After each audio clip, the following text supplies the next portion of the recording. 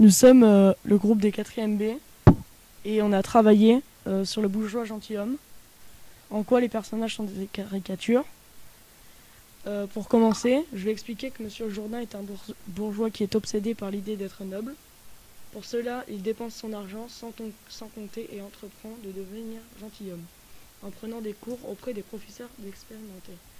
Par exemple, le prof de philosophie, ses cours ne vont pas lui servir, il va gaspiller son argent pour rien. Concernant tous les personnages de ces pièces, ils sont caricaturés par Molière, surtout dans leur manière de se présenter et d'exprimer.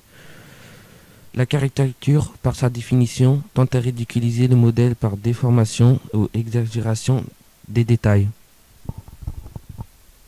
Par exemple, le personnage principal, Monsieur Jourdain, est mis en ridicule par sa femme qui se moque de lui car il se prend pour quelqu'un qu'il n'est pas.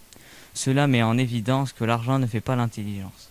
Dans chacune des situations, Monsieur Jourdain est ridicule par son imbécilité et sa naïveté.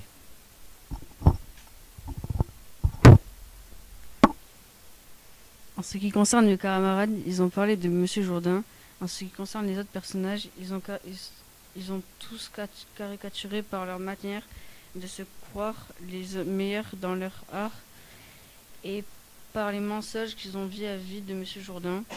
Par exemple, le tailleur profite de la naïveté de Monsieur Jourdain en flattant pour lui fabriquer un costume ridicule très cher qui soi-disant porté que par des gens de qualité.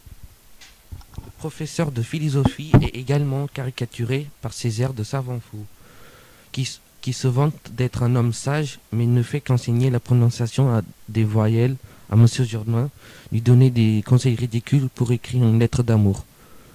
Dans cette scène, les deux personnages sont ridiculisés par leur manière de s'extasier de ses connaissances, alors que cela